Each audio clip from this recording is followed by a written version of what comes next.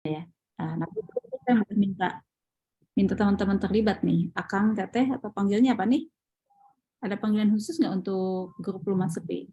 Buat teman-teman bisa dipanggil Sobat Sepi, Teh. Sobat, Iya, sobat, Sobat sobat Sepi Rumah Sepi semuanya. ya. Oke, Iya.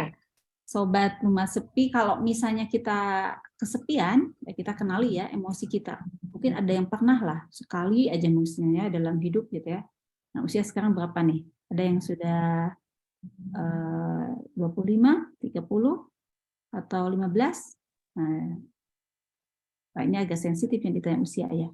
24, 20-an. Wah, 20. wah ini mah jangan-jangan nih lagi pada kesepian semua nih ya. Jangan-jangan jomblo ini ya. Kebanyakan 20-an sih, Teh, kayaknya, Teh. Jangan gitu ya. Nah, Iya. coba kita lihat ya. Kenapa sih kesepian? Oke, jadi kalau nanti kasih tulisan apa aja jawabannya nggak ada yang salah ya. Ketika saya kesepian, gitu ya, hal yang terlihat di wajah saya. Nah, kalau ada cermin boleh lihat cermin deh, gitu ya. Terlihat lihat HP, apa namanya, kameranya dibalik jadi selfie, ekspresi kesepian, gitu ya. Sama nggak dengan emoticon tadi? Wajahnya kayak apa sih? Dirasakan nggak? Gitu. Kayak gimana? Ada yang bisa, oh wajahnya biasa aja katanya. Apa sih nih? Oh ada yang langsung pakai emoticon ya. Muka datar, wah muka datar. Dada yang sakit malah katanya kata Kang Ismail ya, Kang Ail ya. Ada lagi? Cemberut, muka datar. Oh oke. Poker face. Ada poker face seperti kayak melamun.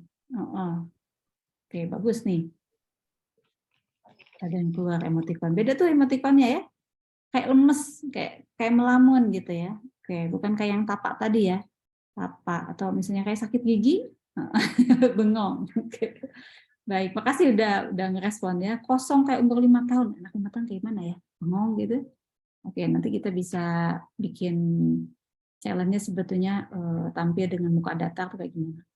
Nah, sekarang apa yang dirasakan di tubuh? Nah, tadi Kang Mail udah bilang, sebenarnya muka biasa tapi sakit katanya. Ada sesuatu yang sakit di dada bagian kiri ya. Nah, teman-teman ada yang dirasakan di tubuh? Seperti yang dirasakan Kang Mail ya. Ada sesek katanya, duh nyesek banget ya kan banyak banget tuh istilah, duh nyesek banget deh dia habis dimarahin gitu ya. Tremor, oke, beda lagi nih. Nah, kalau nyesek itu di dada ya, pengen nangis rasanya ya. Mudah-mudahan hari ini tidak ya, karena ini banyakkan orang nih, rame-rame ya. Gak berenergi, mungkin kayak lemes gitu ya, males. Oke. Kesepian, di muka terlihat datar, berenergi, hilang rasa mungkin ya, numbness, kayak nangis. Ada nggak sesuatu dirasakan di dalam diri? Nah, ini kayak numbness itu rasa dalam diri ya.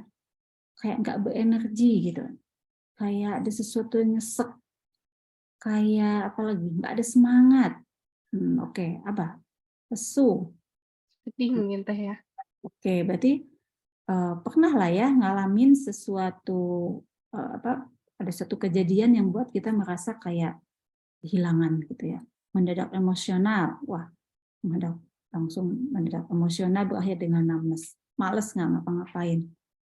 Oke, nah kira-kira nih gitu ya, mungkin dari pengalaman nih atau mungkin kata orang gitu ya, hal-hal yang membuat saya merasa sepi atau kesepian itu apa sih? Gitu ya. Apa gitu? Pernah nggak disadari sebelum adanya rasa itu muncul, apa yang terjadi? Nggak ada Perpisahan, teman, Teh. perpisahan, oke, tidak berinteraksi dengan seseorang, jangka waktu lama, rasa insecure, sendirian di kosan, benar.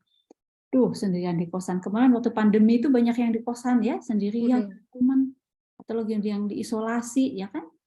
Oh, lagi marahan sama mama. Oh, ya ampun, ini informasi bagus nih buat saya nih. Jangan-jangan kalau anak saya lagi dimarahin, dia masuk kamar, Ikut merasa sepi. waduh gitu ya, bahaya nih ya. Bener nih, sendirian, patah hati, bener tuh, patah hati sendirian ditinggalin pacar. Tuh gitu ya, kangen, kalau lagi kangen juga gitu ya. Nah, berarti ada sesuatu nih, stimulus ya. yang membuat kita kemudian kesepian. Rasanya sih kalau diingat-ingat, saya jadi flashback juga nih gara-gara Kang Ismail nih. Saya pernah nggak ya sepi gitu ya, kesepian? Itu biasanya kalau saya ketika ada perubahan mendadak dari heboh, misalnya banyakan teman rame-rame, tiba-tiba kita bubar, gitu ya. Misalnya lagi reunian, terus tiba pulang semuanya, terus kita sendirian, sendirian. Lah, gitu ya, kemana nih orang-orang, rasanya ditinggalin gitu ya. Nah itu tuh rasanya pernah tuh saya rasain waktu masih dulu ya, masih sering acara pramuka tuh ya, lalu kumpul ramai, wah, nah gitu ya. Nah ada nggak mungkin yang merasa seperti itu? Tapi betul ya, intinya adalah ketika tiba-tiba ditinggalin, ketika sendirian, ketika nggak ada orang yang bisa diajak ngomong, ketika ditinggalin gitu ya, ditinggalin pacar gitu ya, putus atau kecewa gitu ya, atau kehilangan kepercayaan pada seorang gitu ya, itu juga galau gara-gara cewek ini ya, bisa juga ya. Nah insecure ya, betul ya. Nah kira-kira biasanya keluar kata-kata apa tuh, hal yang akan dikatakan kira-kira apa pas lagi kondisinya seperti itu, apa biasanya keluar dari, ada nggak, atau diem membisu, atau ada keluar kata-kata Capek katanya Teh. capek gitu tuh, capek banget, atau bikin status misalnya gitu ya, oh diem, nah ada yang diem ya, diem jadi bungkam, oke, nggak ada yang bikin status nih, oh curhat, malah ada yang curhat ya, curhat bikin puisi, oh keren juga ya, nge-tweet, nah beda nah ya kan, ingat Allah, oh, istighfar, nah kan, kenapa sih, oh ada yang berpikir kenapa sih, nah baik, bagus ya. Saat saya mengalami kesepian, itu biasanya apa sih yang terjadi? Gitu. Apa yang kemudian dilakukan? Apa yang terjadi selanjutnya? Gitu ya. Mungkin bengong dulu kali ya Teh Secara pertama. keseluruhan disadari nggak sih? Ada apa sih? Enggak biasa. Gitu.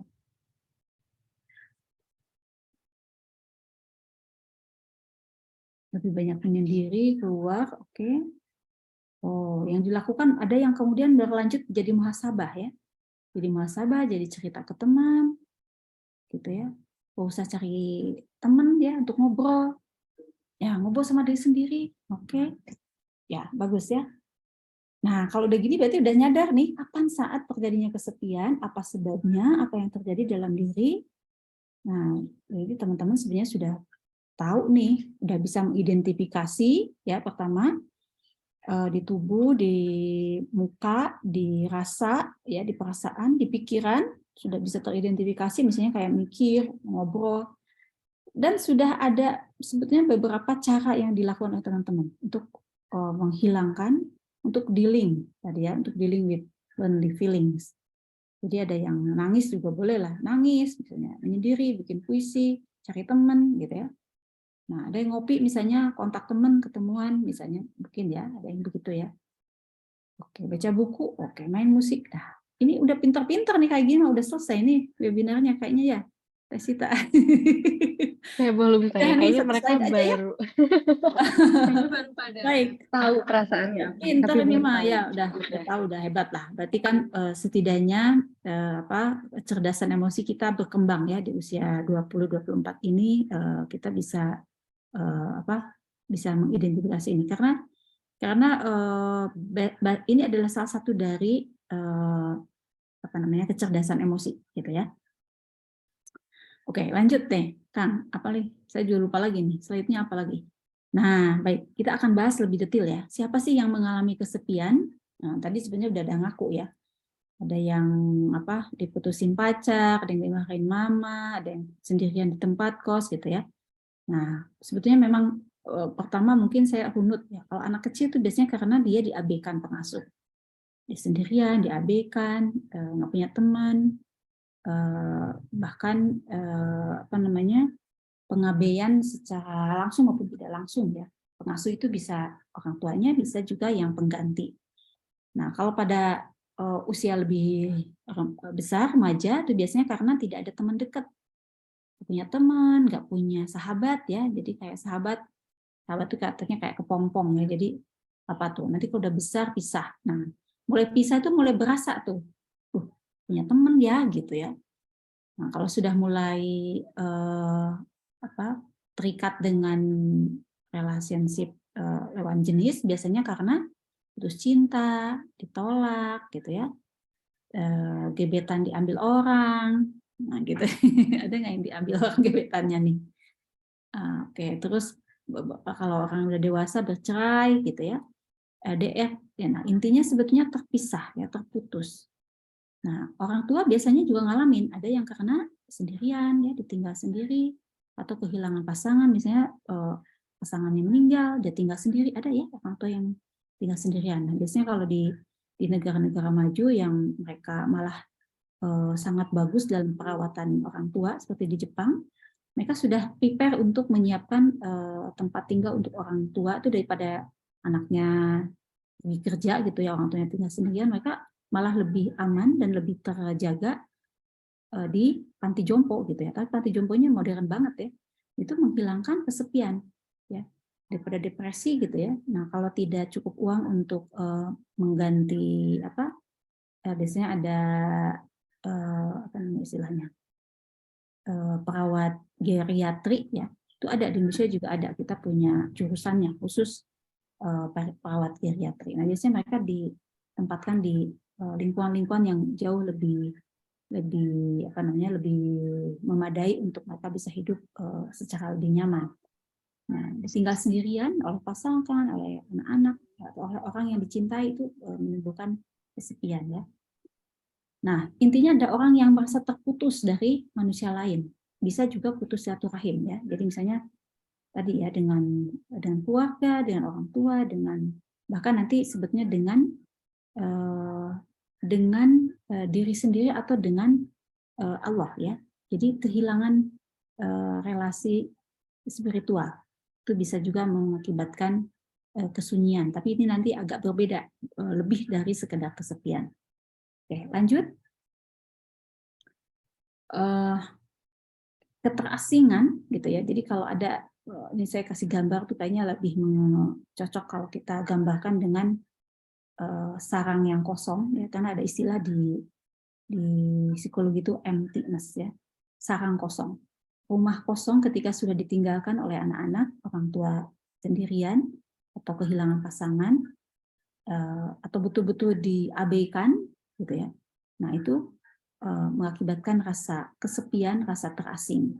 Jadi ada loneliness, ada feel of depression ya, jadi depresi, bisa juga hampa secara sosial. Jadi seperti pada kasus kemarin satu keluarga meninggal itu, nah itu mereka tampaknya mereka juga mengalami situasi kehampaan ya, kehilangan relasi dengan lingkungan ya dalam beberapa waktu yang cukup lama, dengan keluarganya terputus gitu ya.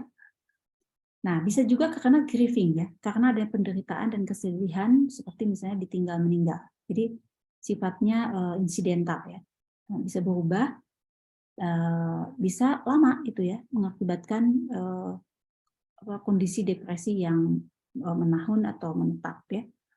Nah, bisa tadi emptiness ya, seperti pada orang tua. Bisa juga kehilangan makna hidup ya, kalau psikologi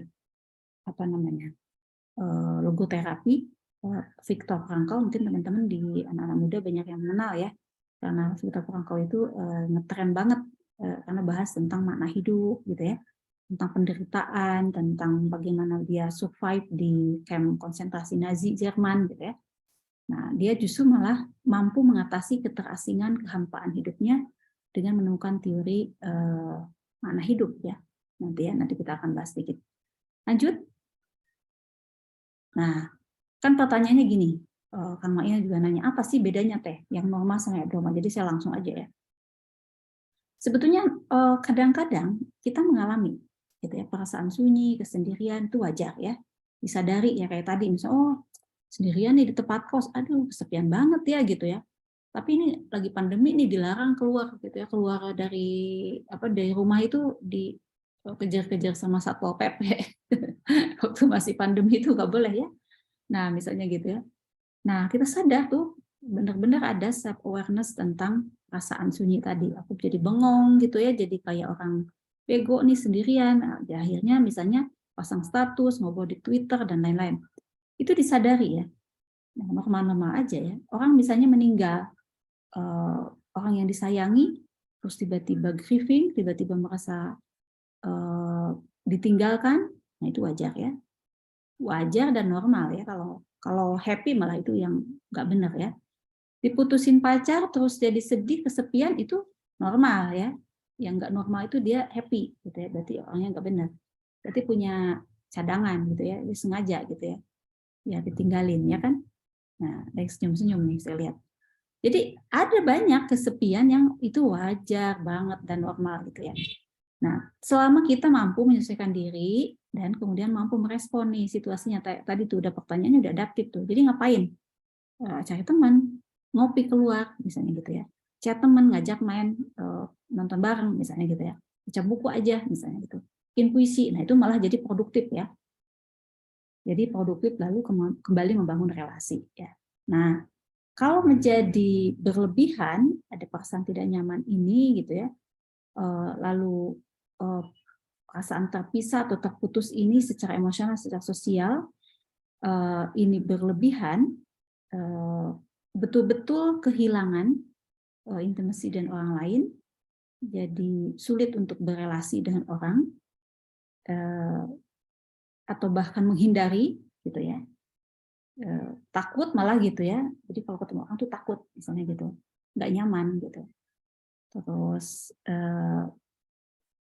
apa namanya? Tidak mampu membangun intimasi, tidak bisa merasa sayang pada orang, tidak merasa mencintai, gitu ya, tidak merasa ada kebutuhan, gitu ya. Jadi hilang rasa intimasi dengan orang lain. Itu justru yang jadi bermasalah, gitu ya. Sebenarnya sederhana itu, tapi nanti kita lihat ya lebih detail ya. Lanjut lagi Kang. Nah, jadi kalau kita lihat di kondisi abnormal itu, loneliness itu adalah ada 3 area. Satu, social isolation. Jadi ketika kesulitan untuk terkoneksi dengan orang lain, tidak bisa membangun intimasi, jadi apa namanya, menutup diri, mengurung diri, gitu ya. Bukan karena dikurung oleh orang tua misalnya dihukum gitu ya, atau karena ada alasan tadi ditinggal pacar atau apa, tapi memang betul-betul menutup diri, ya, sehingga bahkan sampai tidak mampu membangun atau membina intimasi ya. Nah, dulu yang kedua ada self-worth yang hilang, biasanya merasa feel unworthy gitu ya, kemudian merasa tidak berharga, itu betul-betul misalnya aku ini mendingan nggak ada deh di dunia gitu ya. Nah itu biasanya udah disertai dengan depresi atau keinginan untuk bunuh diri gitu ya, menghilang aja deh misalnya gitu ya, tidak ada yang peduli juga gitu ya. Nah itu udah ada perasaan-perasaan seperti nothing, tidak ada gitu ya. Nah kemudian ada distortion thinking-nya, distortion cognition. Jadi pikiran dan perasaan biasanya sebetulnya kan pikiran, tapi juga biasanya bercampur dengan perasaan. Bisa overwhelm, bisa juga seperti merasa tidak diinginkan. Ngerasa tapi sebenarnya pikiran ya. Aku tidak diinginkan, aku tidak diharapkan, aku dibuang, aku tidak ada siapa-siapa, aku sendirian. Nah itu tuh sebetulnya pikiran ya. Nah pada orang lain bingung, mana nih orang gitu ya, menghilang gitu ya. Kemana misalnya Mail gitu ya, biasanya suka nongkrong di kampus nih nggak ada, misalnya gitu. Nah, itu orang lain nyari, padahal mainnya ngumpet gitu ya, misalnya enggak aku misalnya tidak diharapkan gitu ya, nangis sendirian di pojokan gitu. Nah, itu distortion cognition ya, padahal sebetulnya tidak sesuai dengan kenyataan. Nah, ada beberapa false thinking yang biasanya menyertai kondisi loneliness, yaitu yang perlu disadari ya. Nah, tapi kalau misalnya ada triggernya, kita perlu kontekstualisasi dulu ya. Apakah trigger ini sifatnya permanen atau pada saat itu saja misalnya ya, karena ada kejadian-kejadian yang membuat kita merasa grieving tadi, merasa berduka ya. Biasanya berduka itu prosesnya cukup lama juga, ada yang lama ya, tapi ada juga yang bisa bangkit lagi. Next. Nah, jadi kita lihat kalau gitu indikatornya apa gitu ya. Bisa si loneliness ini bisa jadi indikasi dari adanya depresi, bolak-balik ya, apakah depresi sebagai simptomnya ada loneliness, atau loneliness itu adalah depresi itu sendiri. Ketika orang merasa sendirian, merasa ditinggalin gitu. Nah, itu dia depresi kemudian merasa feel loneliness, atau feel loneliness kemudian menjadi depresi. Gitu ya. Kemudian yang kedua ada anxiety-nya. Jadi ada rasa takutannya, rasa tidak nyamannya, ada curiga juga pada orang gitu ya. Ada yang datang misalnya ngajak main gitu, nyamperin gitu ya di depan pintu, misalnya ketok-ketok ngebel gitu ya, misalnya panggil-panggil Teh Sita misalnya gitu ya. Gitu. Terus misalnya ditelepon nggak diangkat-angkat. Nah, kalau mulai seperti itu berarti ada apa nih gitu ya. Apakah tidak trust, hilang, curiga gitu. Nah, itu ada klien saya yang dia tuh ngumpet ya. Biasanya kasus-kasus schizofren ada situasi di mana takut sama orang, dan ada pikiran bahwa orang lain akan berbuat jahat, gitu ya. Misalnya gitu ya. Nah itu kalau tidak terkendali bisa ke sana karena disertai dengan anxiety ya. Nah, tapi kalau misalnya itu ditangani biasanya hilang, gejala-gejala anxiety-nya hilang. Nah, orang anxiety juga bisa jadi loneliness gitu ya, bisa mengalami kondisi-kondisi seperti ini. Bisa juga gangguan lainnya, misalnya seperti gangguan relasi sosial, seperti fobia, atau karena burnout ya, karena saking burnout-nya kemudian merasa tidak diharapkan. Nah, bisa ini jadi masalah, entah loneliness mengakibatkan gangguan ini, atau gangguan-gangguan ini menyertai pada loneliness-nya gitu ya. Jadi loneliness itu kita bisa lihat apakah itu sebagai indikator atau sebagai simptom, atau dia yang menjadi penyebab. Nah, gitu ya. Jadi kalau kita cari di DSM nggak ada tuh gangguan loneliness, nggak ada. Tapi itu bisa menjadi semacam simptom atau bisa menjadi penyebab dari beberapa gangguan gitu ya. Nah, maka mungkin aja akhirnya jadi stres, bisa jadi susah tidur, tekanan darah naik misalnya gitu ya. Jadi ada gangguan-gangguan fisik, keluhan-keluhan fisik sampai pada gangguan seksualitas. Kalaupun misalnya pada kasus-kasus pernikahan atau yang sudah punya keluarga, nah biasanya juga mengalami gangguan relasinya ya. Gitu. Oke. Next. Nah, kalau menurut Imam Al-Ghazali dia bilang orang yang gangguan jiwa itu orang yang teralienasi dari Allah gitu ya. Jadi sebetulnya sih kalau misalnya kita ya putus hubungan juga kan di dalam agama disuruh sambungin ya, sambungkan lagi silaturahim gitu kan, cari lagi. Nah itu di buku saya itu ada satu bab khusus tentang menyambung kembali silaturahim. Nah, karena apa? Karena itu jadi salah satu dari warasnya manusia gitu ya. Mental sehat itu adalah ketika kita mampu membangun relasi. Gitu, membangun relasi itu salah satunya adalah misalnya dengan orang terdekat itu, dengan pasangan, dengan ayah ibu, dengan anak, ya, dengan saudara. Nah, kalau ketika terputus misalnya ya, jadi kalau dalam agama juga kita disuruh sambungin lagi ya silaturahim. Nah, tapi kalau Pak Al-Ghazali melihatnya pada gangguan yang lebih serius itu bukan hanya dengan manusia dalam relasi sosial yang sifatnya horizontal ya, tapi sifatnya vertikal gitu. Jadi ada keterputusan dengan Allah. Jadi kalau siapa tadi Viktor Frankl misalnya menemukan makna hidup, bagaimana dia bisa menjadi menemukan hidup itu harus bermakna dan dia punya makna terhadap pengalaman hidup dia berusaha untuk menyambungkan penderitaan dia, pengalaman hidup dia itu supaya secara spiritual punya arti gitu ya. Nah, tapi kita kalau di dalam Islam bukan soal makna saja, tapi soal bagaimana kita ada kaitan dengan Allah gitu ya, karena kita punya ruh ya. Jadi ruh itu kan datang dari Allah ya. Gitu. Jadi makanya kalau terputus gitu ya. Nah, maka itu adalah indikator kalau Al-Ghazali bukan indikator. Al-Ghazali menyebutnya itu sebagai gangguan kejiwaan ya. Nah, nanti bukan hanya gangguan kejiwaan, Al-Ghazali itu bahas juga tentang penyakit jiwa apa penyakit hati ya. Kolbun ya apa namanya kalau kolbun yang selamat yang jiwanya sehat kan kolbun salim ya. Kalau yang sakit apa?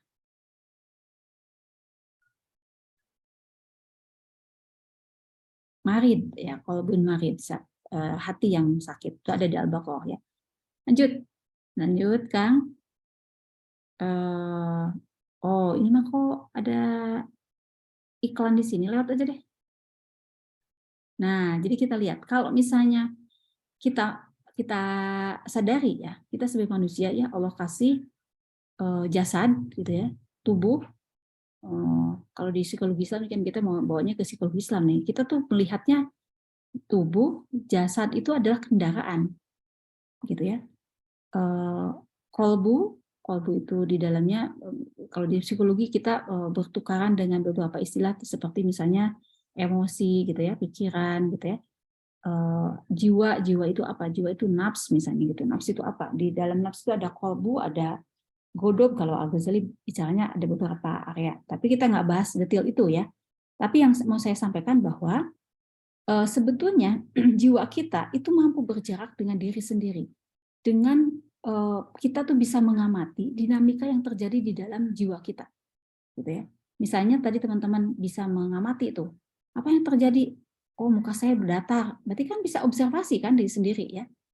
Oh, kayaknya hati saya jadi deg-degan, lemes. Itu bisa kita ngamatin tuh. Jadi kita sebenarnya bisa berjarak dengan diri kita dan bisa mengamati respon-respon ketubuhan, respon-respon yang muncul dalam pikiran kita, gitu kan? Ya, betul nggak? Nah, ini yang jadi basic terapinya logoterapi. Kenapa si Viktor Frankl bisa menemukan makna hidup dalam penderitaan itu ketika dia menerapkan teknik ini, bahwa saya sebetulnya bukan hanya tubuh. Aku ini bukan tubuh, aku ini adalah sesuatu yang lebih tinggi dari sekedar tubuhku. Gitu ya. Misalnya tubuhku sendirian di ruang sepi ini, di tempat kosan, misalnya diputusin pacar, gitu ya, dimarahin mama, nggak punya duit, misalnya gitu ya.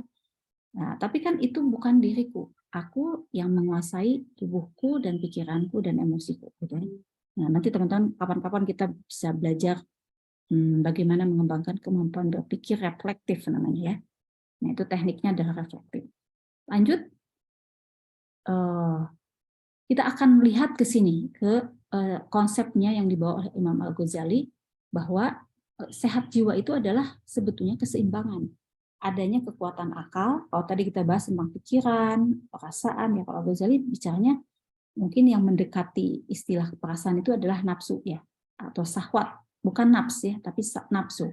Jadi sahwat, seperti misalnya, aduh lapar nih, nah itu tuh sahwat ya. Jadi sahwat itu bukan hanya seks ya.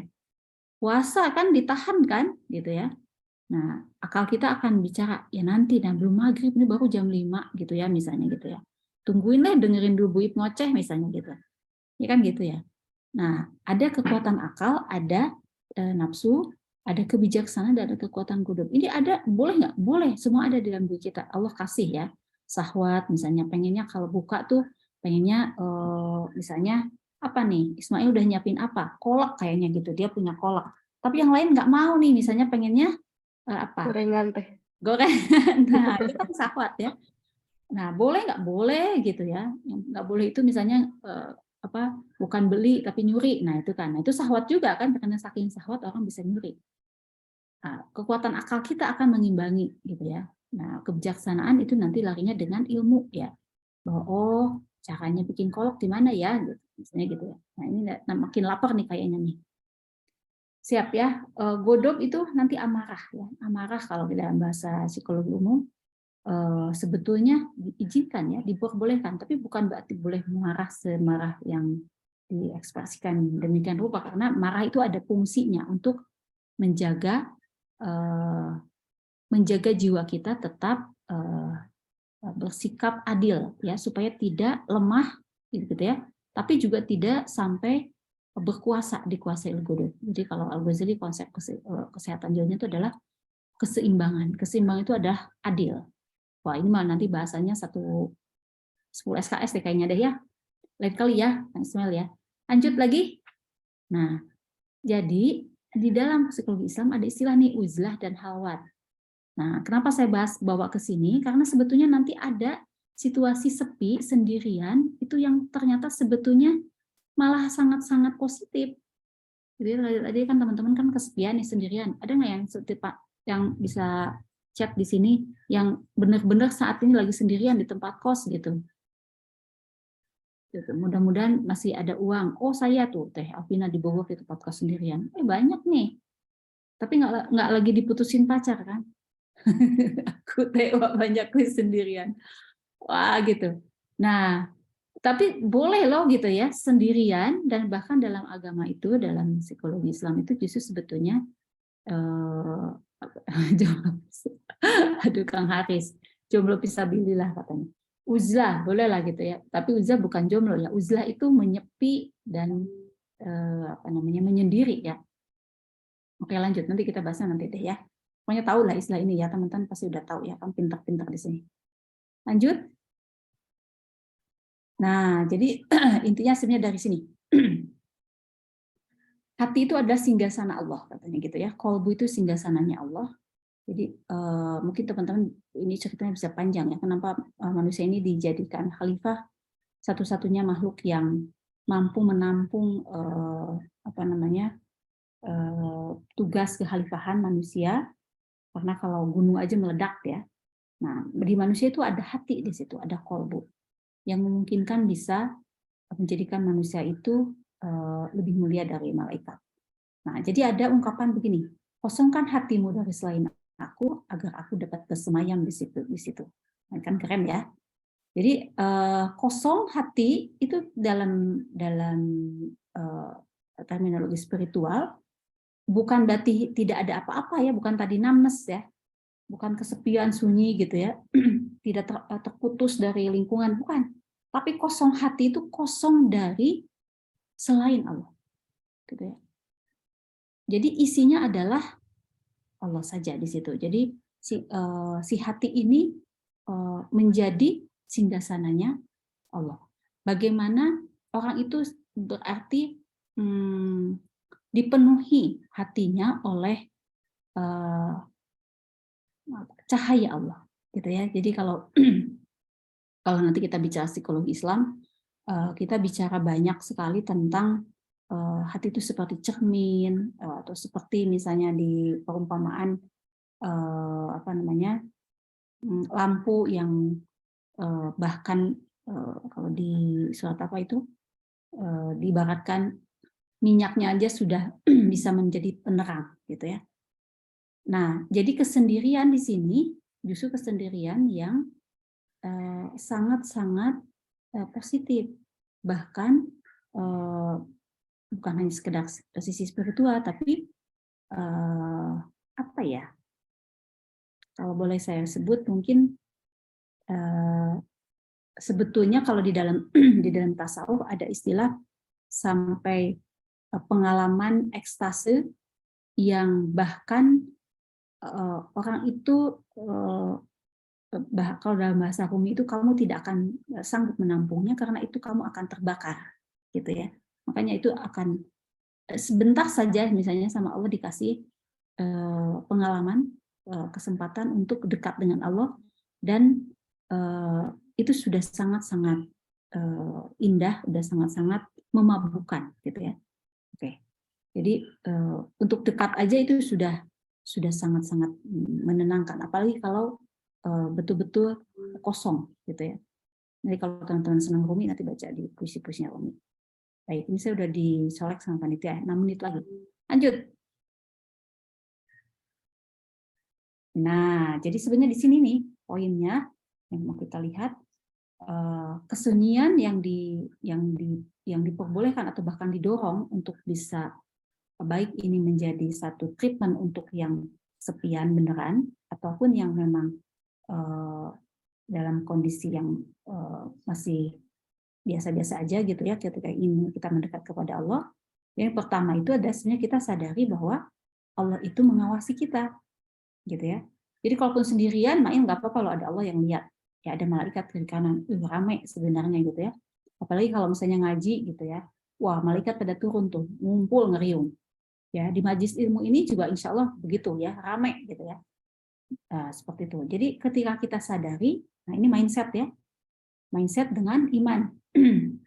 Berikutnya akan menjadi muraqabah atas dasar malu gitu ya. Sehingga kenapa malu ya? Karena kita akan terjaga untuk melakukan tindakan-tindakan yang melanggar syariat. Gitu ya. Jadi makanya ada disebutkan agama itu, malu itu setengahnya dari agama. Ya. Jadi nggak mungkin tuh, meskipun sendirian, aduh nggak ada yang lihat nih, cicip-cicip deh misalnya nih kolaknya sedikit aja gitu kan. Nah, nggak akan ya. Nah, kayak gitu ya. Jadi nanti muraqabah itu kemudian jadi muraqabah an-nafs dan qalbu. Jadi baik lahir maupun batin. Jadi betul-betul terlatih ya nafsnya. Sampai nanti kemudian makin mendekat dengan istilah taqarrub itu ya. Ini sebetulnya jalan suluk ya, tasawuf ya, mendekat kepada Allah taqarrub. Nah, itu banyak sekali caranya, zikir, sholat, ngaji gitu ya. Nah, tapi khusyuk ya. Kalau sambil main HP, apalagi terus kemudian diposting jadi flexing spiritual nanti ya. Nah, jangan ya, taqarrubnya agak gitu, bukan beda lagi, nanti itu beda arah ya. Nah, ini tujuannya dah tazkiyatun nafs, bukan flexing spiritual ya. Wah, gitu ya. Udah apa namanya? Udah tamat belum puasanya? Misalnya udah berapa hari nih gitu. Siapa nih gitu ya? Dihitung ya. Nah, sampai nanti menghadirkan Allah di dalam hati. Nah, ini dia, menghadirkan Allah dalam hati ya. Kalau misalnya Allah betulan hadir di dalam hati bisa terbakar ya kita ya. Jadi sedetik saja gitu ya Allah kasih misalnya perasaan khusyuk ketika sholat, yaitu mi'raj ya. Nah, itu muraqabah namanya teman-teman ya. Lanjut, ada lagi nggak? Atau habis? Nah, ini kan jawab katanya. Udah, ditanya. Boleh angkat tangan, kalau pertanyaan nanti kalau nggak sempat dijawab nanti dikumpulin aja ya. Iya, tadi mungkin udah ada beberapa pertanyaan nih Teh dari teman-teman Sobat Sepi. Mungkin ini bisa langsung dijawab ya. Mungkin ada dari Kak Greta katanya. Gimana caranya agar kita bisa mulai percaya lagi pada orang, terutama untuk mencari pasangan? Ya, tadi siang saya bahas problem rumah tangga untuk sekolah pranikah Salman gitu ya. Ada pertanyaan yang mirip begitu. Karena punya pengalaman-pengalaman yang tidak menyenangkan di dalam relasi sosial ya. Relasi sosial kan kita punya pengalaman awal itu dengan orang tua ya, kemudian kita melihat model juga orang tua, ayah ibu kita bagaimana berinteraksi ya kan. Kita melihat juga misalnya ipar kita punya pengalaman dengan teman. Nah, pengalaman-pengalaman yang terekam oleh kita itu menjadi benchmark, itu menjadi apa namanya? menjadi rujukan yang mengendap dan kemudian itu membentuk cara kita berpikir ketika kita berhadapan dengan orang lain. Jadi kalau misalnya ada, saya kok gampang curigaan ya, suka parnoan sama orang. Perlu kita evaluasi sebetulnya apa sih yang membuat kita parno, sejak kapan gitu ya? Apa alasan-alasan logis nggak misalnya gitu ya? Oh ya dulu soalnya pernah ditinggalin sama pacar gitu aja, ini pacar dulu ya, nggak boleh pacaran ya. Nah, tapi itu mah istilah aja ya, karena tadi muncul pacar, jadi saya terinspirasi oleh kejombloan teman-teman sobat di sini. Yang jomblo itu paling gampang kesepian gitu, dan kemudian kepikiran, aduh kalau saya misalnya mau nikah, gimana ya, bakal diterima nggak ya? Nanti bakal kayak cerita di layangan putus nggak sih misalnya gitu. Nah itu kan sudah mulai itu bukan inspirasi ya, itu tertrigger ya, terganggu, kerusak cara kita berpikirnya karena pengalaman-pengalaman yang bisa jadi mungkin nggak relevan. Jadi harus benerin dulu nih cara berpikirnya gitu ya, lihat dulu konteksnya apa gitu ya, apakah ini benar nggak gitu ya, logis nggak gitu ya. Kalau misalnya ternyata itu sampai betul-betul ada istilah sekarang makan, soalnya saya udah luka batin teh, wah udah bawa ke psikolog aja lah gitu ya, ketemu Bu Ip ya, bayar. Gitu ya. Nah, gitu aja lah. Dengan susah ya. Berarti mudahnya mah Kalau jomblo tapi bisa bililah, nggak boleh nggak ya? Ada yang jomblo bisa bililah ya. Nih, Kang Alin. banyak nih kayaknya Teh. Tadi banyak yang jawab nih, jomblo Asal fisabilillah. jangan pundung bisa bililah ya.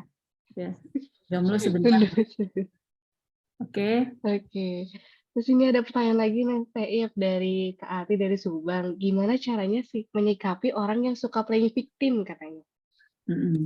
Ya, karena sebetulnya dia ini orang-orang yang secara apa namanya, harga diri mereka, egonya lemah gitu ya. Mereka harga dirinya juga tidak harga diri mereka biasanya negatif ya, atau bahkan mungkin juga pada titik tertentu ketika ke-trigger ada suatu masalah mereka jadi misalnya turun gitu ya. Kemudian orang kan paling tidak mau kan untuk terlihat lemah di hadapan orang.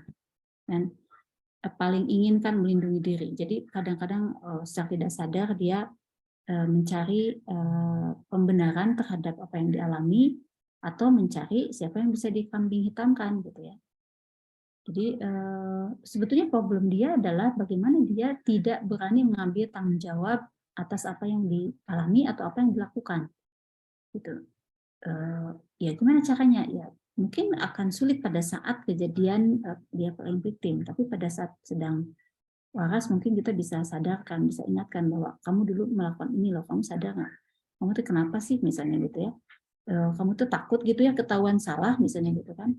Atau misalnya kamu tidak mau mengakui ada yang buruk di dalam diri kamu misalnya gitu ya. Nah itu kalau kita udah dekat dengan orang, kita bisa dari hati ke hati bicara seperti itu ya. Karena capek juga kan orang hidup seperti itu ya. Makanya lebih enak tuh orang tuh jujur apa adanya, jujur dengan diri sendiri, meskipun misalnya dari kita itu nggak sempurna, benar nggak? Siapa yang sempurna?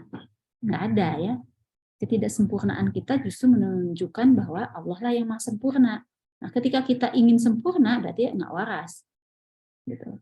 Atau merasa diri saya mah sempurna sehingga tidak boleh kelihatan jelek. Nah, itu berarti kan udah gangguan, megaloman, gitu ya. Nah, sebetulnya apa adanya itu mengakui yang kita kurang, dan ketika kelihatan sama orang lain kurang juga so what? Ya iya memang kayak gitu loh. Gitu kan. Meskipun misalnya kejadian yang ketahuan sama orang itu misalnya bukan sesuatu yang sekedar memalukan, tapi misalnya sesuatu yang membuat bisa jadi dibully misalnya gitu ya. Bisa aja gitu ya. Tapi sebetulnya kan kita tidak bisa memantau respon lingkungan, ya.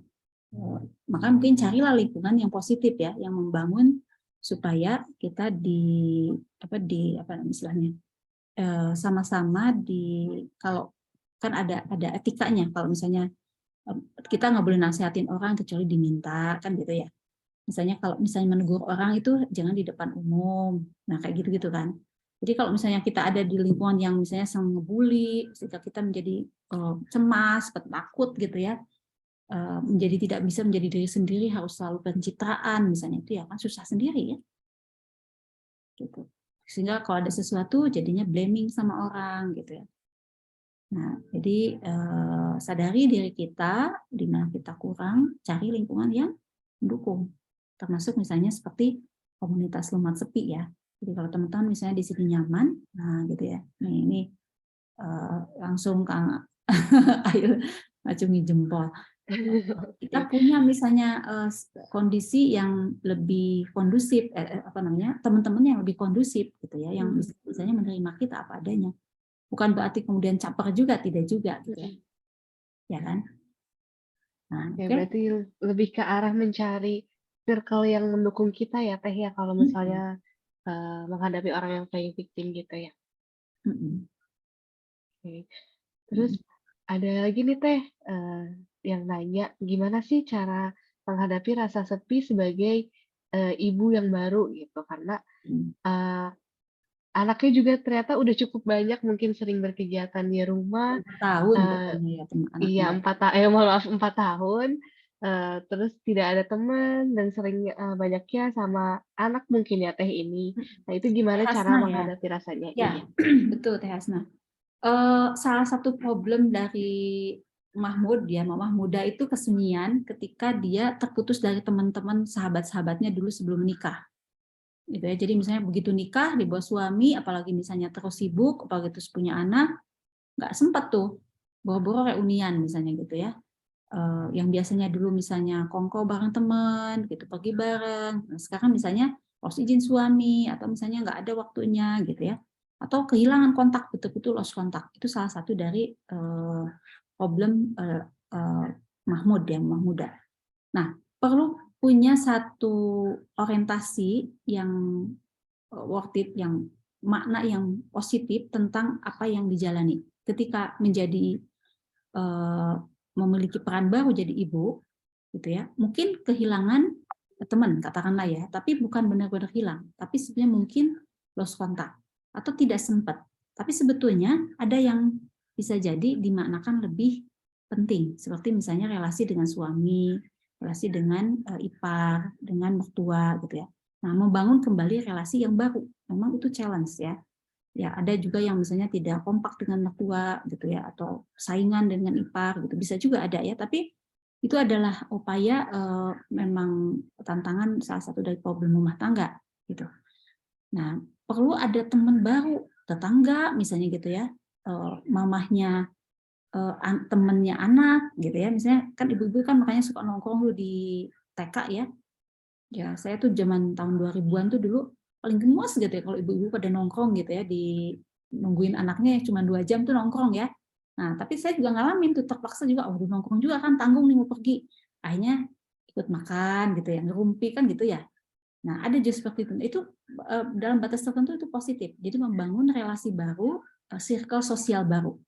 Gitu. Jadi memang itu pertemanan itu ada yang perlu diupayakan, diciptakan bahkan gitu ya. Ada yang mungkin kita perlu apa namanya, bantuan teman-teman untuk, aduh ajak dong saya misalnya ikutan dong arisan misalnya gitu ya. Nah, kalau kita merasa begitu apa sulit gitu ya karena ini kan bukan gue banget gitu ya, lingkungannya kayak begini misalnya gitu ya. Ya mungkin ada ya situasi-situasi di mana kita nggak terlalu nyaman, tapi misalnya bisa ditolerir gitu ya. Jadi kayak dulu tuh saya tuh nggak terlalu senang apa, tapi ibu-ibu sekarang kan gitu ya modelnya ya, misalnya cuman untuk bisa posting ke medsos dengan makan rame-rame di satu tempat yang entah apalah gitu ya, entah tempatnya yang view-nya bagus atau apa, yang penting tuh background-nya kan bukan orangnya yang dipoto kan. Nah, misalnya kayak gitu-gitu tuh kan suka ajaib ya, kalau menurut saya gitu. Tapi kadang-kadang, oh ya ini demi pertemanan, karena ternyata ketika bertemu itu kita bisa bisa punya dukungan sosial, misalnya gitu ya. Kadang-kadang misalnya, oh ya sudah deh gitu ya, pedasnya nggak rame-rame amat sih, makanannya juga nggak enak, misalnya ngapain juga datang ke situ misalnya gitu ya.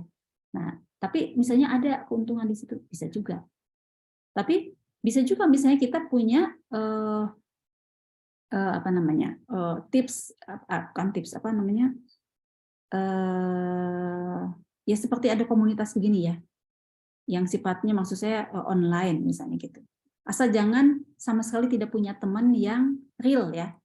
Jadi kalau kalau lihat orang-orang yang sangat eksis di medsos, itu hati-hati ya. Bener eksis banget tapi nggak punya teman yang real. Nah itu bisa kesepian tersembunyi ya, gitu ya. Bisa kesepian tersembunyi. Oke. Baik Teh, udah jam 5, udah ada yang minta izin mau siapin Buka dulu ya buka Teh nih. nih. Bener nih. Ini saya juga nih, saya nanti bukanya apa nih Kang Ismail, belum siap-siap. Tanggung jawab nih. Nanti Aduh, dikirimin ini kolak baik. katanya Teh. Ini ada satu nih pertanyaan Eh, dari Teh, Teh Bilkis, punten. aku baca aja deh dari Iya. Bandung. Apa tipsnya supaya kita bisa mengendalikan diri kita yang selalu merasa feeling lonely, bahwa bahkan pada saat di keramaian tapi malah merasa sepi dan sendirian. Orang menganggap kita ekstrovert, padahal kita itu ada introvert, untuk mengatasi kesepian. Nah, ya, saya bahas dulu sedikit ya. Ekstrovert itu adalah orang yang cenderung lebih terpengaruh oleh lingkungan. Ya. Kadang-kadang orangnya jadi cenderung banyak ngobrol. Gitu. Tapi poinnya bukan itu. Poinnya adalah bahwa dia dipengaruhi dari lingkungan masuk ke dia. Misalnya dia kalau apa-apa harus rame-rame, harus banyak pendukung gitu ya. Nah, kalau introvert itu dipengaruhi oleh dirinya sendiri. Ngambil keputusan sendiri, biasanya orangnya mandiri, nggak banyak ngomong juga, nggak terlalu senang diskusi karena dia biasa ngambil keputusan sendiri gitu ya. Nah, itu introvert ya. Kesepian itu hal yang berbeda. Kesepian aku sendirian, karena aku memang merasa sepi pada banyak orang, itu tandanya berarti kita tidak terkoneksi dengan orang yang ada di situ. Gitu ya. Ini dugaan saya, ini saya tebak-tebakan aja ya. Mungkin kita nggak mindfulness, gitu ya, Teh Bilkis ya. Jadi kita nggak betul-betul menikmati saat itu, momen itu bersama dengan orang. Pikiran kita ngelantur, misalnya emosi kita tidak nyambung, gitu ya. Misalnya kan ada juga orang yang begitu kan, misalnya rame-rame udah posting di medsos nih gitu ya, sambil makan di mana, tapi itu sebenarnya nggak nyambung ya. Dia sendiri happy, itu cuman buat tampil aja di medsos, dan di medsosnya kelihatan banget wow. Banyak orang begitu ya. Tapi dia sendiri sebetulnya enggak menikmati momen di sana. Gitu. Nah, kalau orang happy itu dimanapun happy, tidak perlu dipoto, diposting. Ya, ada orang yang memang ekstrovert, kemudian dia senang berbagi dengan orang karena dia ingin dapat dukungan, boleh, ya. Tapi yang penting dirinya sendiri juga terhubung dengan dirinya, gitu ya. Jadi ada awareness terhadap diri bahwa kayak tadi ya pertanyaan saya misalnya, kesepian nggak? Oh iya ya kesepian karena saya sendirian. Ya wajar lah sendirian kesepian. Gitu. Tapi kan ketika nelfon teman akan jadi rame ngobrol. Gitu. Seperti itu. Tapi kalau kesepian merasakan ada banyak orang berarti sebenarnya nggak mindfulness. Tidak. Jadi perlu dicek gitu ya. Apakah ini juga ada misalnya gelisah gitu ya. Ada anxiety barangkali misalnya ya Mbak Sobat Bilkis, apakah juga misalnya kadang-kadang disertai dengan sulit tidur atau misalnya cemas, cenderung gelisah atau apa, itu perlu di treatment ya untuk mungkin ada masalah apa sih sebenarnya gitu kan? Atau jangan-jangan mungkin kita denial dengan masalah, kemudian pura-pura nggak ada apa-apa misalnya gitu ya, atau itu kecenderungan yang sudah sangat lama sehingga udah nggak ingat apa yang sebenarnya memicu kesepian. Jadi ini memang perlu diidentifikasi lebih lanjut ya. Jadi saya nggak bisa hanya menebak-nebak aja, tapi latihanlah mindfulness ya. Mindfulness itu banyak.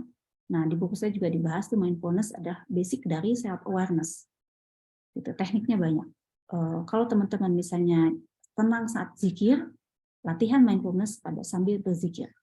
Gitu ya, sadari sambil zikir itu kita mengucapkan kalimat misalnya la ilaha illallah sambil rasakan bahwa itu hadir Allah. Rasakan bahwa aku tidak sendirian misalnya gitu ya. Hadir dalam bentuk secara fisik kita merasakan ketenangan di dalam batin ketika bibir kita mengucapkan gitu ya. Rasakan misalnya jantung kita berdetak gitu ya. Rasakan tubuh kita duduk dengan nyaman misalnya gitu. Nah, sholat itu adalah salah satu teknik mindfulness yang paling bagus ya. Jadi agama kita itu kalau istilah mindfulness aja kan kita comot itu dari Buddhis ya. Tapi sebetulnya sekarang udah banyak bahasan Islamic mindfulness ya biar dekat aja lah gitu ya biar gampang. Nah, tapi misalnya enggak sholat tuh malah nggak khusyuk gitu ya. Setiap sholat tuh ingat jemuran, ingat waktu dompet diumpetin di mana ingat gitu ya. Nah, itu berarti kan memang ternyata mungkin tahapannya belum sampai ke sana. Jangan-jangan kita mulai dulu dari latihan merasakan nafas. Gitu. Jadi ada banyak tahapan. Ya. Sampai ada latihan sholat khusyuk kan ya, saking orang susah ya untuk khusyuk sholat. Tapi ya wajar ya, mungkin kalau semua orang khusyuk gitu, insya Allah ya Islam hari ini jaya ya. Iya betul. Masih banyak yang PR kita. Oke, Teh mungkin karena waktunya terbatas kita tampung di 2 pertanyaan terakhir ya Teh, tapi buat teman-teman semua jangan khawatir kalau misalnya masih banyak pertanyaannya boleh dikumpulkan nanti kita bantu jawab dengan jawaban tulisan dari Teh IF sendiri. Tadi mungkin ada satu pertanyaan yang ke-skip nih Teh dari Teh Siti. Gimana caranya biar bisa dilihat sama Allah ketika merasa kesepian dari perceraian, tapi merasa juga teralienasi dari Allah gitu. Iya, karena itu dua hal ya. Kita kan bahasnya ada vertikal, ada horizontal kan. Misalnya bercerai atau ditinggal suami, ya wajar lah. Gitu ya, secara horizontal kita sangat wajar. Jadi Rasulullah sendiri mengatakan kalau kita nangis misalnya ya, Rasul aja nangis kan. Ketika anaknya Ibrahim meninggal, gitu ya, ketika pamannya meninggal, gitu ya. Itu kan kondisi simptom kesedihan itu ya, simptom kesedihan itu berbeda dengan depresi ya. Itu yang sangat wajar. Makanya tadi bagus sekali panitia baca surat Ad-Duha ya. Itu Ad-Duha itu adalah ketika Rasul merasakan aku rasanya ditinggalin sama Allah lama. Kenapa nggak ada wahyu turun? Gitu ya. Seperti itu ya. Terus kemudian Allah jawab ya, kamu tuh tidak ditinggalkan gitu kan. Ad-Duha walaula saja mawaddaka rabbuka. Itu kan wama rabbuka wama qala. Nah, itu kan jawaban. Jadi Rasul pun merasakan tuh gitu ya. Dan orang yang menurut saya orang yang soleh itu mestinya merasakan kesunyian ketika tiba-tiba kita misalnya turun iman gitu ya. Oh, rasanya jauh ya dari Allah misalnya gitu.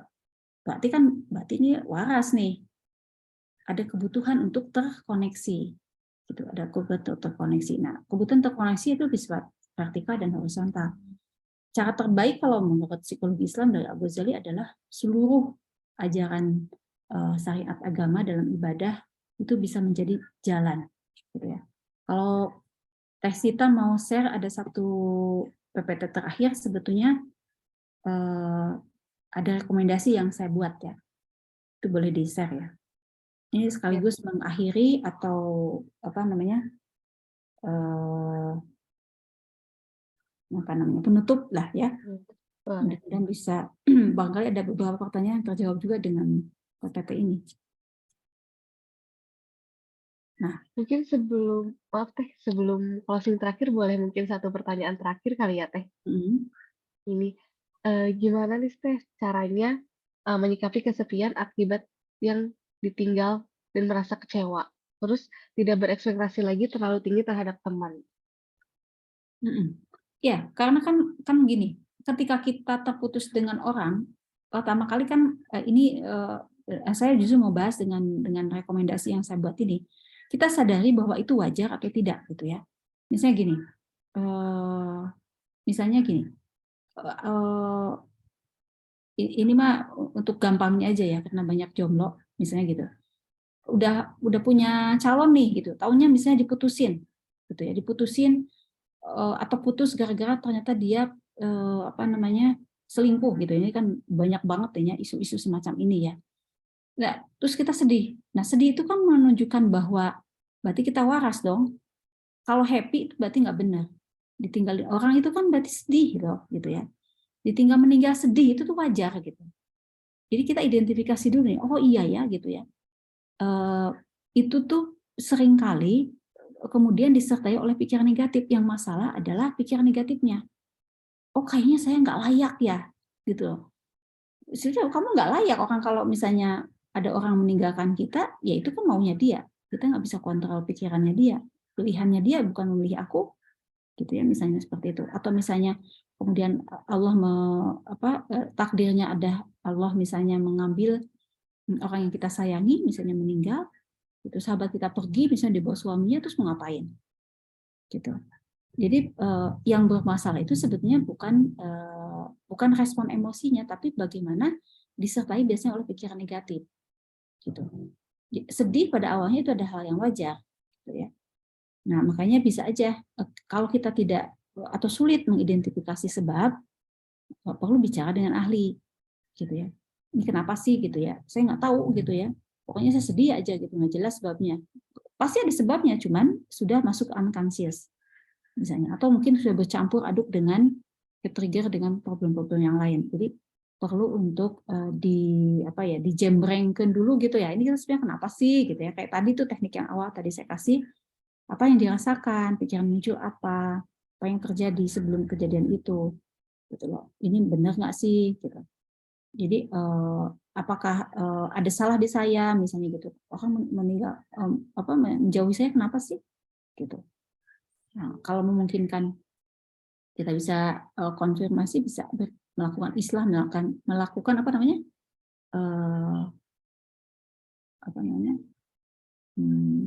konfirmasi misalnya, dan konfirmasi supaya apa sih istilahnya? Kita perlu tabayun. Nah, apa sih gitu yang terjadi misalnya? Mungkin dia memang lagi bete, ada orang-orang tertentu yang nggak nyaman, terus tinggalin misalnya gitu ya. Terus aku tiba-tiba dimusuhin orang gitu ya, nggak jelas. Nah kan perlu untuk diperjelas ya, masalahnya apa sih gitu ya. Jadi kalau tipsnya saya untuk bisa melakukan ini tadi kan kita perlu jujur dengan diri sendiri, perlu mampu untuk berpikir reflektif, mungkin mindfulness juga gitu ya, supaya tidak jadi kemana-mana gitu ya. Kalau lebih bagus lagi kalau kita bisa menemukan makna hidup kita atau hidup yang bermakna kalau dari logoterapi ya. Artinya sebetulnya kan kita ini kan kalau di Al-Quran disebutnya Allah itu ciptakan manusia itu kan bukan main-main gitu loh.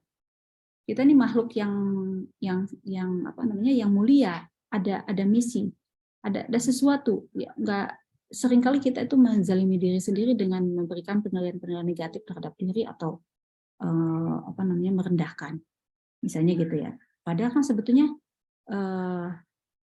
apa namanya, katakanlah orang yang misalnya kita melihat ada seseorang yang mungkin dalam pikiran kita ideal menjadi teman kita, tapi dia nggak suka dengan kita, misalnya gitu ya, atau kita tidak menjadi bagian dari grup itu, misalnya gitu. Ya, tapi kan itu tidak menjadikan hidup kita menjadi sia-sia gitu loh. Kemudian kita menjadi tidak berharga gitu. Enggak juga gitu kan. Kita punya apa istilahnya? Punya apa ya?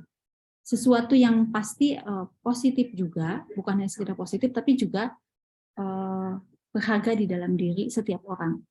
Setiap orang punya hal yang positif, yang berharga, yang layak, betul. Sehingga kehilangan orang itu tidak menjadikan kita kemudian seolah jadi kehilangan seluruh dunia gitu loh. Ya, sederhananya sih ya cari aja lagi teman lagi yang lain gitu kan gitu ya. Nah, mungkin kemudian belajarlah mendekat kepada Allah, karena mendekat kepada Allah ini kan takarub ya, belajar untuk menyadari itu kan datang dari iman. Ya, sadarilah bahwa Allah itu hadir, Allah itu ada dekat dengan diri kita, lebih dekat daripada urat leher kita. Ya, kalaupun enggak, nah itu kan tingkat ihsan ya. Gitu. Oh enggak ya, paling enggak dalam sehari itu ingatlah sama Allah gitu ya, minimal lagi sholat gitu kan. Nah, kalau misalnya lebih banyak lupanya, ya lebih seringlah dizikirnya misalnya gitu kan. Karena kan zikir itu mungkin awalnya lisan, lama-lama kan kolbu, ya. Lama-lama kan sebenarnya segala yang kita lihat itu udah apa namanya, hilang. Yang terlihat adalah kekuasaan Allah misalnya gitu ya. Sederhananya misalnya seperti kita melihat apapun ya, ingat sama Allah gitu. Nah, kalau sudah berlatih seperti itu kan dengan takarub nggak akan kesunyian, nggak akan merasa sunyi, nggak akan merasa sepi. Gitu. Ya, seperti itu barangkali. Saya juga belajar loh ya. Jadi kadang-kadang saya juga nggak khusyuk gitu. Ya, Masya Allah banget. Makasih Teh Liep atas rekomendasinya. Tadi udah ada 6 rekomendasi. Mudah-mudahan itu bisa nutup webinar hari ini dan benar-benar nyampe di hati Sobat Sepi semua. Nah, untuk sekarang tadi mungkin ada simbolis penyerahan sertifikat dari Ismail sebagai founder Lumat Sepi sendiri kepada Teh Liep. Mungkin nanti akan didokumentasikan terlebih dahulu oleh operator. Aduh, terima kasih dikasih sertifikat langsung. Bismillahirrahmanirrahim. Hatur nuhun Teh Iip udah membersamai kita selama 2 jam ini. Bahkan sebelum-sebelumnya kita ya udah banyak banget dukung kami gitu. Dan ini mungkin sebagai bentuk apresiasi dari kami tuh. Minta punten diterima gitu Teh. Oke, saya terima. Nuhun pisan. Jazakallahu khairan katsiro. Apa namanya, apresiasi ini, dan mudah-mudahan ini awal yang baik buat Kang Mail dan teman-teman semua dan sobat-sobat untuk bisa saling memberi dukungan ya, supaya bisa dilumat sepinya gitu. Siap, teman pisan juga mau juga. Enggak ke Tesita lagi. Oke, makasih Kak Mail, makasih juga Kak Iep. Mungkin buat teman-teman mau reminder sekali lagi, nanti yang belum isi daftar hadir, tolong diisi dulu linknya, karena nanti buat sertifikatnya, itu nanti tercantum namanya teman-teman. Nah, mungkin ini kita closing lagi untuk foto bareng ya, bareng Kak Iep, bareng panitia, bareng teman-teman Sobat Sepi lainnya. Boleh dibuka kameranya dulu buat semua Sobat Sepi. Nanti akan dibantu oleh operatornya untuk di screenshot mungkin ya. Boleh mungkin kakak-kakaknya, kakak Sobat Sepi semua di on cam dulu, kita foto bareng dulu. Nah, udah mulai beberapa nih, udah on cam nih. Nah, yang belum on cam, boleh on cam, sekalian mungkin sambil diisi lagi absensinya. Karena nanti kalau misalnya nggak diisi absensinya, itu nggak bisa dapetin sertifikatnya. Gitu. Mungkin teteh operator. Oke. Baik. Ini mungkin boleh buka kameranya dulu. Ada 3 slide ya. Jadi ini kayaknya baru slide pertama nih. Mungkin kita tunggu semenit lagi kali ya. Tunggu semenit. Wah, ada yang berdua dan ada yang di mobil ya. Luar biasa ini semangatnya Sobat Sepi Tunggu semua ini. semenit lagi udah pada ke dapur nih Teh Kak. Oh iya bener. Ya udah ya. Ini Bener, sambil bener. dicicil Masak dulu ya. katanya. Oke. Ada yang mau Ini sambil dicicil ada 3 slide. Saya mulai ya. Mungkin boleh gaya dulu. 3, 2, 1. Iya, iya. Oke, slide berikutnya ya. 3, 2, 1. Kayaknya gini ya, Mail ya. Atau saya kasih ini aja, reaction aja. Boleh Teh, boleh Teh, boleh. Boleh Bebas Teh? sih gayanya Teh. Boleh, teman-teman yang lain juga boleh. Kalau misalnya nggak bisa on cam, boleh reaction ya yang di foto. Oke. Oke, boleh 3, 2, 1.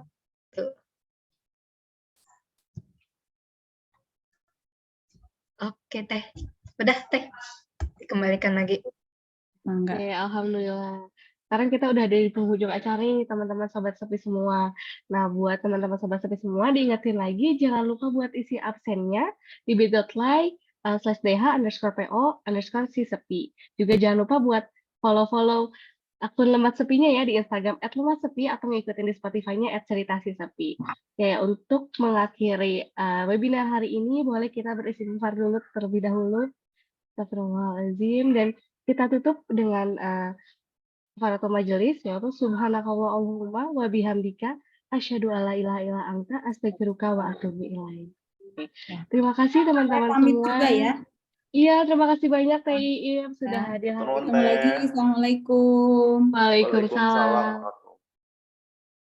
Oke, buat teman-teman semua jangan lupa kalau mau beli bukunya Teh Iip juga masih bisa di link yang sama, tinggal diklik kolom yang pembelian bukunya, nanti dikontak lagi sama pihak dari Lemat Sepinya. Juga untuk teman-teman jangan lupa untuk ikutin challenge-nya karena masih dibuka dari tanggal 1 sampai 15.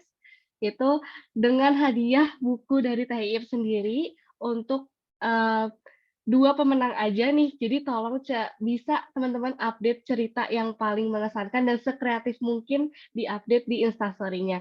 Jangan lupa untuk tag @lematsepi, juga dikreatifin lagi si Instastory-nya. Dan sekian dari saya, mohon maaf apabila ada kesalahan. Assalamualaikum warahmatullahi wabarakatuh.